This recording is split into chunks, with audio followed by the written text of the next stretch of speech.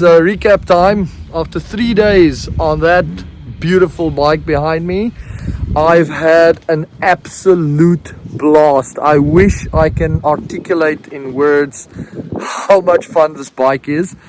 In short, it is definitely the unicorn they promise. It out of the box. I arrived here at SoCal.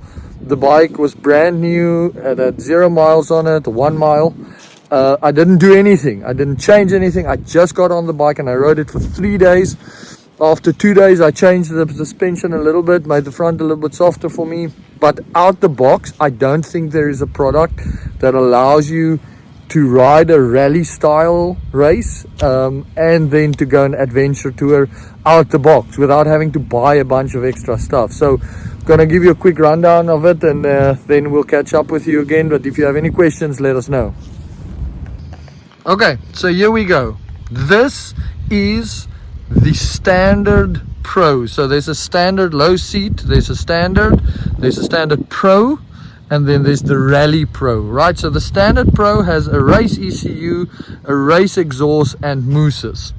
Does not come with a steering stabilizer, and I believe that the Rally has a bit of a upgraded suspension as well. As I said to you guys, out the box, as the bike going past, out the box, this thing is a monster. Yes, it doesn't go the same as an RFR, but it has more than enough power for somebody with bike skills to really enjoy this bike. It has 2 fans in the front. I would say for me, one of the biggest things about this bike is that it handles so much easier and better than an RFR.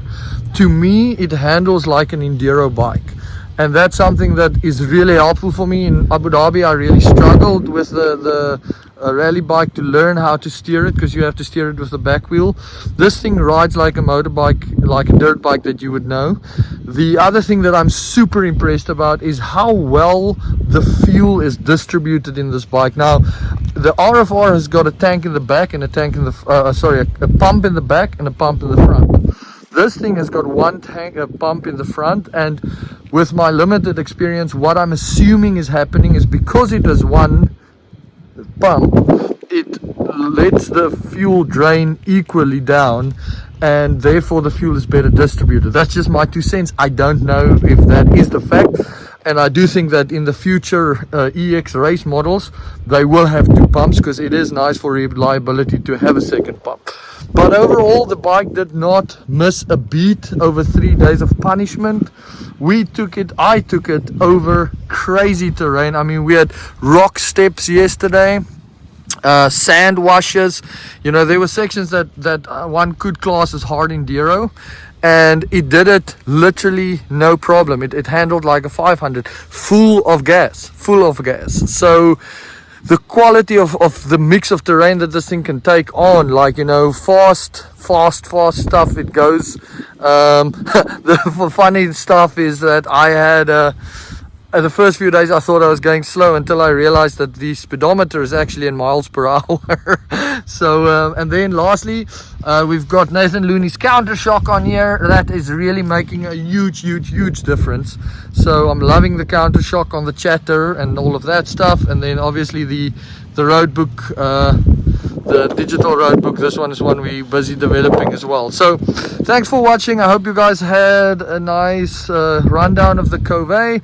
If you have any questions, please let us know. I will try and answer them.